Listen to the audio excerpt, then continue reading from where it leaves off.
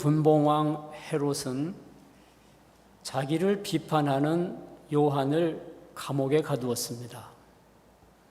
감옥에 가두기만 하고 백성이 무서워서 더는 어쩌지 못하다가 결국 사람을 보내서 요한의 목을 베었습니다. 두려운 일입니다. 요한의 제자들이 와서 이 소식을 전해주자 예수님이 배를 타고 따로 빈 들로 가셨습니다. 예수님도 혼자 계셔야 할 때가 있습니다. 그런데 예수님은 제대로 쉬지 못하셔요. 그 빈들로 많은 무리가 찾아옵니다. 예수님이 무리를 불쌍히 여기시고 그 중에 아픈 자들을 고쳐주셨습니다. 그리고 떡 5개, 물고기 2마리를 가지고 5,000명을 먹이셨어요. 놀라운 일입니다. 그런데 날이 저물어 가자 예수님이 즉시 제자들을 재촉해서 보내십니다. 영광스러운 기적의 자리에 머무르게 하지 않으세요. 이 무리들은 내가 보낼 테니까 너희는 배를 타고 건너편으로 먼저 가라. 곧 뒤따라 가시겠다는 말씀이죠. 그리고는 따로 산에 올라가서 기도하십니다. 제자들이 예수님 말씀을 따라 배를 타고 가요. 육지에서 술이나 꽤 멀리 떨어져 있는데 바람이 거슬러 불어옵니다. 물결이 세차게 부딪혀서 배가 잘 나가지 못하고 고난당해요. 밤 사경 새벽에 아주 어두울 때에 예수님이 갈릴리 바다 위로 걸어오십니다. 제자들이 보고는 놀라서 유령이라 하고 소리쳐요. 예수님이 즉시 말씀하십니다. 안심하라. 나니 두려워하지 말라. 제자들이 예수님을 알아보지 못하고 두려워했던 거죠. 그럴 만도 합니다. 5,000명이나 되는 사람들 일일이 음식을 나눠주려고 하니 그 보통 힘든 일이 아닙니다. 남은 음식은 또 12광주리에 거두어 드려야 했습니다. 육신이 지치고 피곤하죠. 그리고 바람이 거슬러 불어오니 노를 저어가는 것이 힘들었습니다. 게다가 동트기 전에 캄캄하고 잘 보이지 않으니 유령이라 소리치고 두려워할 만합니다. 우리는 바람을 거슬러 배를 타고 가고 있지는 않지만 우리의 삶에도, 열심히 사는 우리의 삶에도 두려움이 숱하게 찾아옵니다. 코로나 바이러스 때문에 많이들 두려워했습니다. 교회가 갈라지고 어떤 사람들은 얼굴이 보이지 않습니다. 전쟁이 그치지 않고 가스값이 올라요. 사람들 수명이 길어지다 보니까 의료비 감당이 잘 안 된다고 합니다. AI 때문에 일자리를 혹시 잃지 않을까? 일자리를 얻을 수 있을까? 걱정입니다. 성경에 제일 먼저 두려워한 사람은 아담입니다. 선악과를 먹은 아담이 하나님의 음성을 듣고 두려워합니다. 아담아, 내가 어디 있느냐? 내가 두려워하여 숨었나이다. 두려움에서 벗어나려고 이상한 행동을 하지요. 핑계를 댑니다. 여자가 먹으라고 해서 먹었나이다. 여자도 말합니다. 뱀이 꿰어서 그랬나이다. 아브라함도 아내 사라가 너무 예뻐서 자기가 해를 입을까 두려웠습니다. 멀쩡한 아내를 두고 자기 아내가 아니라고 합니다. 형의 축복을 가로챈 야곱, 형 에서 만나기가 두려웠습니다. 그래서 자기 소유를 2대로 나누고 또 재물을 차례차례 형 앞으로 보냅니다. 선물이라고. 자식들을 앞세우고 자기는 맨 뒤에서 맨 나중에 가겠다고 궁리를 합니다. 두려움이라고 하는 것은 우리 일상입니다. 사람들 실망시킬까 봐 두려워하고, 돈이 모자랄까 두려워하고, 잘못된 결정을 내릴까 두려워합니다. 남에게 시달리면 어떻게 하나 두려워하고, 남을 내 마음대로 다스리지 못하면 어떡하나 두려워합니다. 대놓고 말하지 않아도 두려워해요. 이 일을 내가 언제까지 할 수 있을까? 나 혼자 버림받으면 어떻게 하지? 그이가 나를 사랑해 줄까? 사랑한다고 고백했다가 거절당하면 어쩌지? 우리도 두려워서 엉뚱한 짓을 할 수 있습니다. 그런 우리에게 두려움을 물리치고 위로와 평안을 주는 말씀이 필요합니다. 우리에게도 안심하라, 나니 두려워하지 말라 하는 말씀이 필요해요.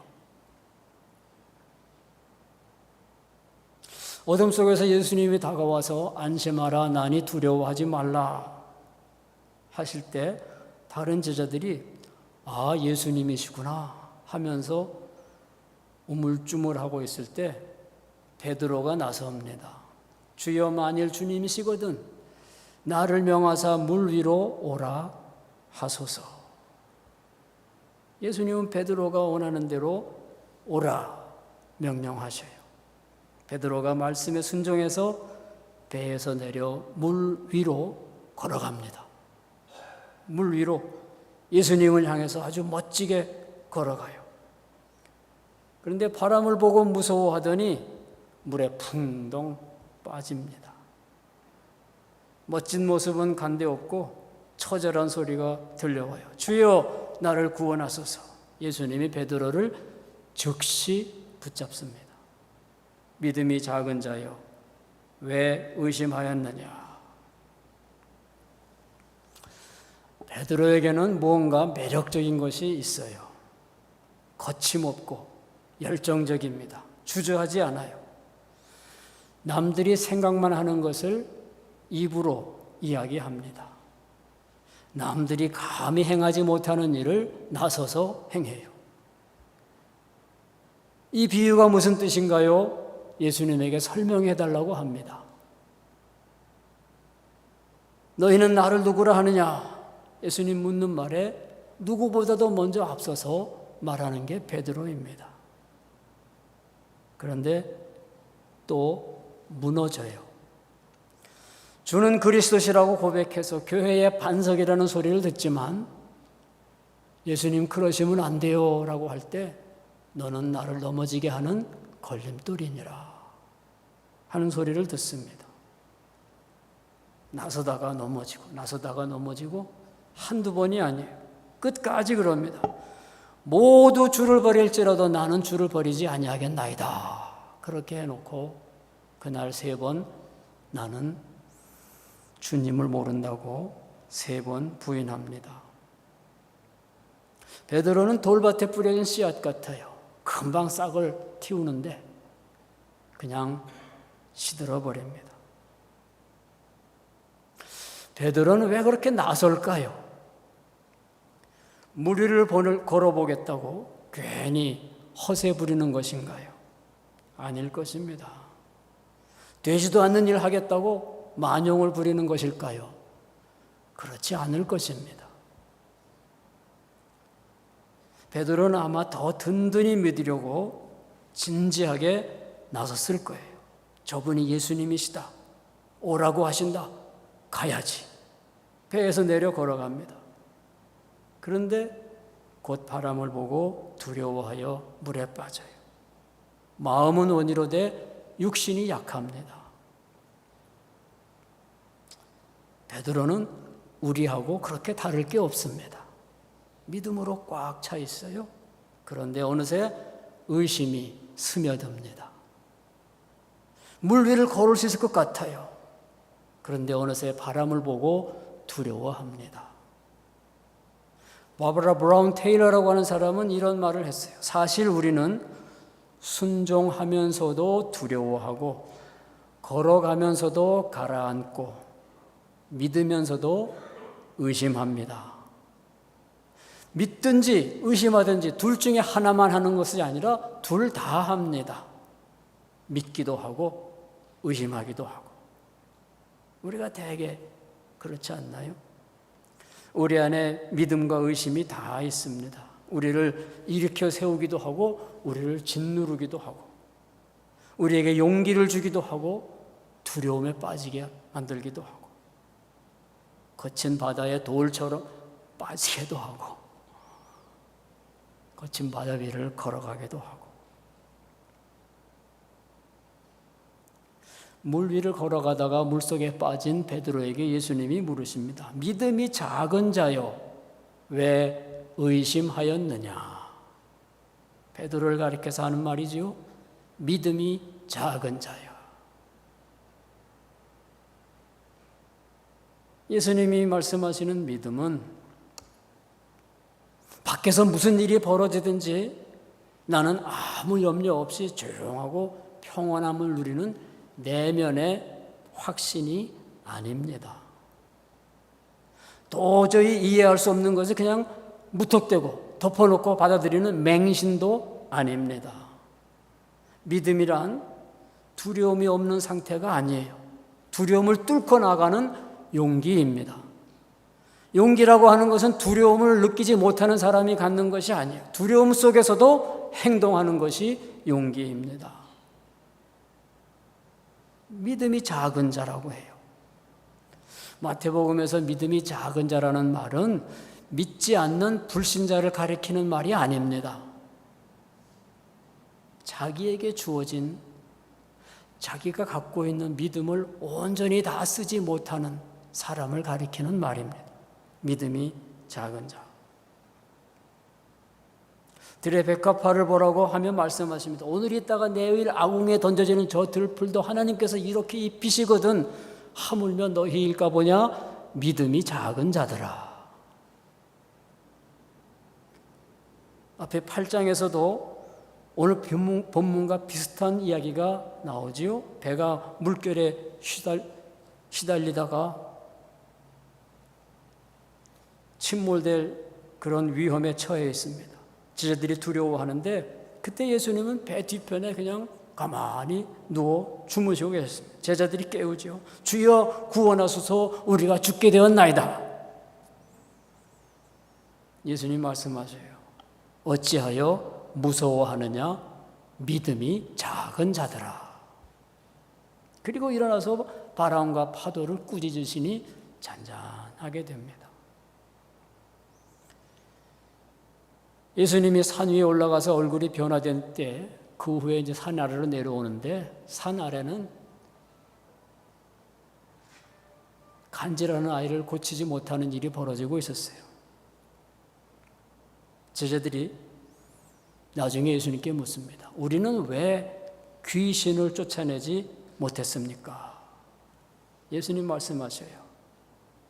너희 믿음이 작은 까닭이니라. 만일 너희에게 겨자씨 하나만한 믿음이 있어도 이 산을 명하여 저리로 옮기라 하면 옮겨질 것이요 또 너희가 못할 것이 없느니라. 믿음이 작은 자. 믿음이 작은 자라고 부르는 것은 책망하려는 말씀이 아니라 믿음의 권능을 따라 행하라고 권면하는 말씀입니다. 바람을 보고 무서워 물에 빠져갈 때 베드로가 작은 믿음을 가지고 외쳐요. 주여 나를 구원하소서. 베드로가 외치자마자 예수님이 즉시 손을 내밀어 그를 붙잡으셨습니다. 책망은 그 다음 일이에요. 믿음이 작은 자여 왜 의심하였느냐. 예수님은 의심하는 우리를 버리지 않으십니다. 꾸짖기 전에 먼저 은혜로 손을 내밀어 붙들어 주십니다. 믿음이 작은 자여 왜 의심하였느냐 물으시지만 오늘 말씀은 믿음이 부족하다고 책망하는 이야기가 아닙니다. 믿음이 있느냐, 든든한 믿음이 있느냐 판단하는 이야기도 아니에요. 오늘 본문 말씀은 예수님이 함께 하신다고 하는 말씀입니다. 보라, 처녀가 잉태하여 아들을 낳을 것이요 그의 이름은 임마누엘이라 하리라. 임마누엘, 하나님이 우리와 함께라는 뜻이죠. 마태복음 1장. 그 1장부터 마태복음 28장까지 이어지는 핵심 메시지는 임마누엘입니다. 예수님은 제자들을 배에 태워 앞서 보내신 후에 직접 찾아오십니다. 배 안에 있는 11명의 제자들과 함께 하시고 배에서 내려와 물 위를 걸으려는 베드로와도 함께 하십니다. 부활하신 예수님이 영광스러운 모습으로 갈릴리 산 위에 서 계세요. 제자들이 예수님을 뵙고 경배합니다. 그런데 그때까지도 의심하는 사람이 있었다고 하죠. 예수님은 믿음이 작은 자들에게 너희는 가서 모든 민족을 제자로 삼으라고 말씀하시면서 약속해 주세요. 내가 세상 끝날까지 너희와 항상 함께 있으리라. 예수님은 무언가 해보려고 하는 우리와 함께 하십니다. 넘어지는 어리석음을 용서하셔요. 우리가 한 걸음 내디디면은 예수님은 여러분에게 수백 걸음 다가오십니다. 그냥 안전하게 배 안에 가만히 있다가 예수님이 배에 오르시면 어서 오세요. 저는 오실 줄 알았어요. 그러면 되지. 베드로는 뭐 때문에 나를 명하사 물 위로 오라 하소서 그런 소리를 해서 험한 꼴을 당하고 믿음이 약한 자여라는 소리를 듣나요? 긴가민가 해서 확신을 얻고 싶었나요? 아니면 저분이 예수님이었다가 예수님일 것이다가 예수님일 것이었다가 예수님일까? 그렇게 생각이 변했나요? 베드로는 물 위로 오라 하소서 그냥 그렇게 말하지 않았어요. 먼저 만일 주님이시거든 이라는 말을 합니다. 만일 주님이시거든 나를 명하사 물 위로 오라 하소서. 어디서 많이 듣던 말이죠. 만일 주님이시거든. 예수님이 세례받으신 뒤에 마귀에게 시험 받으십니다. 네가 만일 하나님의 아들이거든 명하여 이 돌들로 떡덩이가 되게 하라. 네가 만일 하나님의 아들이거든 뛰어내리라. 마지막에 예수님이 십자가에 달리셨을 때도 똑같은 소리가 들려오잖아요. 네가 만일 하나님의 아들이거든 자기를 구원하고 십자가에서 내려와라. 그러니까 지금 베드로도 이 사람들처럼 예수님을 시험하고 있는 건가요? 주여 만일 주님이시거든 나를 명하사 물 위로 오라 하소서. 당신이 주님이시라고 하는데 그러면 당신이 주님이신 것을 증명해 보세요. 그런 말인가요? 그렇지 않습니다. 베드로는 마귀나 조롱하는 사람들처럼 말하지 않았습니다. 만일 주님이시거든 이 물들을 잔잔하게 해주세요. 이 바람이 그치게 해주세요. 그렇게 하지 않으셨어요. 그렇게 하지 않았습니다. 돌을 빵으로 만들어라, 뛰어내리라, 십자가에서 내려와라. 그런 말들은 자기는 쏙 빼고 하는 말입니다. 내가 어떻게 하겠다 하는 말은 없어요. 그냥 너 이거 해봐라, 너 저거 해봐라. 그런 말이에요. 너 이거 하면 내가 인정해 줄게. 너 저거 하면 내가 인정해 줄게. 나는 아무 일도 관여하지 않습니다. 그런데 베드로는 자기가 행동하겠다고 해요. 자기를 끌어들입니다. 자기 몸을 던지겠다고 해요. 두려움을 이기고 예수님을 따라갈 수 있게 해달라고 합니다. 주께서 하시는 일 저도 할 수 있게 해주세요. 주께서 하시는 일에 저도 참여하게 해주세요. 제 의심을 없애주시고 믿음을 갖게 해주세요. 내가 믿나이다. 나의 믿음 없는 것을 도와주소서. 베드로는 예수님을 시험하려는 것이 아닙니다. 예수님 하시는 일에 뛰어들겠다는 것입니다. 예수님 계신 자리에 같이 가겠다는 거예요. 오라. 예수님이 말씀하시자 베드로가 배에서 내립니다. 물 위로 걸어가요. 바람을 보고 두려워하다가 물에 빠집니다. 다시 두려움을 느껴요. 그런데 불가능해 보이는 이 일에 내가 뛰어들기 전까지는 두려움을 이기지 못합니다.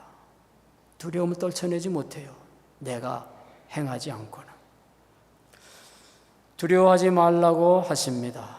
어떻게 할까요? 우리가 두려움을 극복하려면은 배에서 내려 혹시 몸이 저릴 수도 있다고 하는 것을 감수할 용기가 있어야 합니다.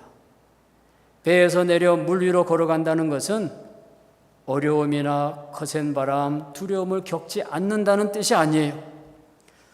우리를 부르시는 분이 예수님이시라는 것을, 예수님이 우리와 함께 하신다고 하는 것을 깨닫는 일입니다. 왜 배에서 나와 그 고생이야? 뭐 물 위를 걷겠다고 하다 그런 소리를 들어? 그렇게 말할 수 있나요?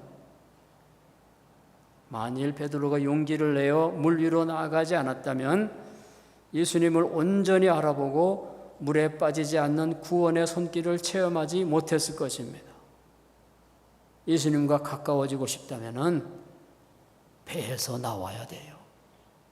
바다로 가야 됩니다. 약속을 믿고 위험을 무릅쓰는 모험을 통해서 거센 풍랑 속에서도 안심하라, 나니 두려워하지 말라는 말씀을, 주님의 음성을 듣게 됩니다. 어떤 청년이 좋은 대학을 졸업한 후에 3년 동안 Teach for America라는 활동에 헌신했습니다. Teach for America는 명문대학교를 졸업한, 우수한 성적으로 졸업한 학생들이 최소 2년 이상 열악한 환경의 아이들을 가르치는 프로그램입니다. 명문대학교 우수한 성적으로 졸업한 학생들이 아주 열악한 지역에 가서 아이들을 가르쳐요. 그 TFA, Teach for America는 이 청년을 미시시피주의 전체에서 가장 작고 가난한 마을에 보냈습니다. 그냥 겨우 생계를 유지할 만한 정도의 급여를 받으며 일했어요. 이 청년은 무엇 때문에 그런 일을 했을까요? 자기가 자기를 위해서 취할 수 있는 것도 많은데 그런 것들은 챙기지 않고 남에게 베푸는 일을 위해서 나서게 된 것은 무엇 때문일까요? 세상 흐름과 다른 태도를 취하게 만든 힘은 무엇일까요? 무언가가 정확히 뭐라 말하기는 어렵지만 무언가가 저로 하여금 이것이 제가 해야 할 일이라고 생각하게 만들었습니다. 그렇게 대답해요. 무언가가 내가 이것을 해야 한다고 말했다는 거예요. 그렇게 생각하게 만들었다는 겁니다. 지역사회에 환원해야 된다는 책임감을 느꼈어요. 저는 정말 많은 것을 받았으니까요. 다른 사람들의 어려움을 살피고 가난한 이들과 함께 하는 것이 어떤 것인지 직접 경험해야 한다는 일종의 의무감을 느꼈습니다. 그저 무언가가 저를 그렇게 행동하고 싶게 만들었어요. 그 무언가가 뭘까요? 그를 그렇게 행동하고 싶게 만든 그 무언가, 그것은 무언가가 아니라 어떤 분이라고 말하는 것이 더 정확할 것입니다. 어쩌면 그가 잘 알지도 못하고 아직 이름조차 알지 못하는 그분이, 바로 그분이 그에게 배에서 나와 물 위를 걷는 모험을 감당하게 하고 자연의 섭리를 거스르며 거센 물결을 거슬러 올라가고 자신에게 더 가까이 다가와서 폭풍 속으로 나아가라고 선지하셨던 것입니다. 이 청년이 물속에 빠질 수 있죠. 그러나 그것으로 끝나지 않을 것입니다. 중고등부 학생 때 교회에서 어떤 게임을 했습니다. 성경 인물이 적힌 쪽지를 받으면은 그게 누구인지 이야기하는 거예요. 제가 받은 쪽지를 펴니까 거기 함이라고 적혀 있었습니다. 함이 뭐야? 저는 그때 함이 누구인지 몰랐어요. 노아의 세 아들 중에 하나인 함. 어떻게 회장이 돼가지고 함을 모르느냐? 전도사님이 놀렸습니다. 저는 얼굴이 붉어졌어요. 그렇지만 그날 함이 누구인지 분명히 알게 되었습니다. 그 뒤로 성경을 열심히 읽었어요. 나중에 목사가 되어서 교인들에게 성경을 가르쳤습니다.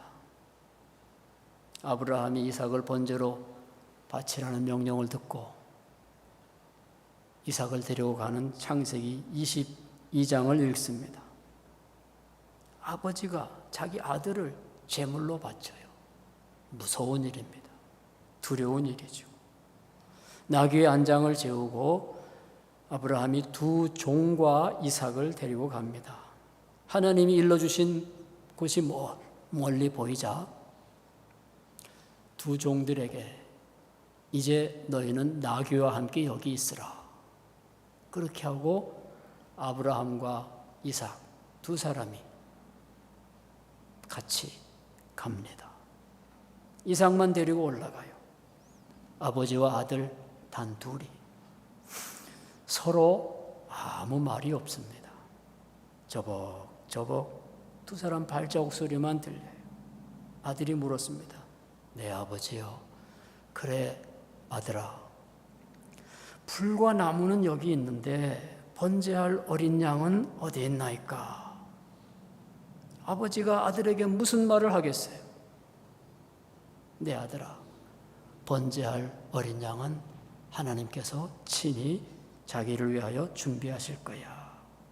그것으로 끝입니다. 더 해야 할 말이 있을 것 같은데 하지 않아요. 그리고 다시 아버지와 아들 두 사람이 함께 걸어갑니다. 저벅저벅 발자국 소리만 들려요. 장돌뱅이 셋이 허생원, 조선달, 동이 그 셋이 나귀를 끌고 봉평에서 대화로 80리 밤길을 걸어갑니다. 늙은 왼손잡이 허생원이 하룻밤 물레방앗간에서 성서방의 딸과 벌어진 일을 이야기하는데 맨 뒤에서 따라가던 동이는 제대로 듣지 못합니다. 밤중에 길을 가다가 냇가를 건너다가 물에 빠졌어요. 그래서 허생원이 동이의 등에 업힙니다. 동이가 자기 이야기를 해요.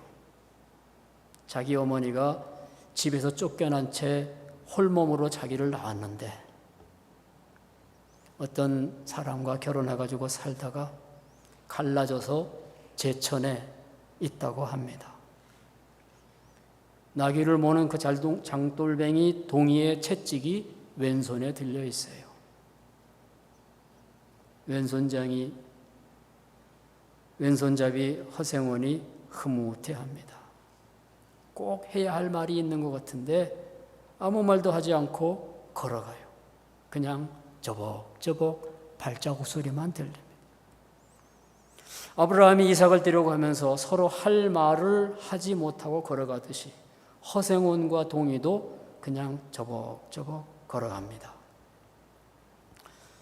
나름대로 감동적인 해석을 하고 제가 한마디 했습니다. 창세기 22장은 김유정의 이 메밀꽃 필 무렵과 비슷한 분위기입니다. 그랬더니 한 젊은 교인이 얘기해요.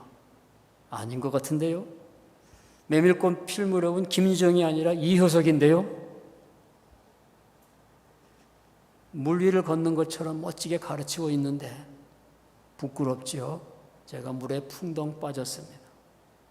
그런데 그 후로는 혼동하지 않고 자신 있게 말해요. 메밀꽃 필 무렵은 이효석의 소설입니다. 1936년 조광지에 발표한 단편 소설입니다. 오라 부르실 때 물 위를 걸어서 예수님에게 나아갑니다. 나아가다가 물속에 빠질 수 있어요. 그러나 두려워할 거 없습니다. 예수님이 손을 내밀어 붙잡아 주십니다. 몇 주 전에 사역 박람회에 많은 이들이 참여했다고 들었습니다. 오늘 광고에도 이번 달 8월 30일 성경 퀴즈 대회에 많은 이들이 참여하기를 바란다고 해요. 그런 것뿐이겠어요? 앞으로도 이 벨리교회는 여러 가지 일들이 벌어질 것입니다. 그리고 오라 부를 거예요. 오라 부르실 때 물 위를 걸어가겠다고 나섭니다. 잘 걸어가실 거예요. 물론 바람을 보다가 무서워 빠질 수도 있습니다. 그러나 두려워할 것 없어요. 예수님이 붙잡아 주십니다. 뽕나무 위에 올라간 삭개오가 나뭇가지에서 떨어지면 어디로 떨어지겠어요?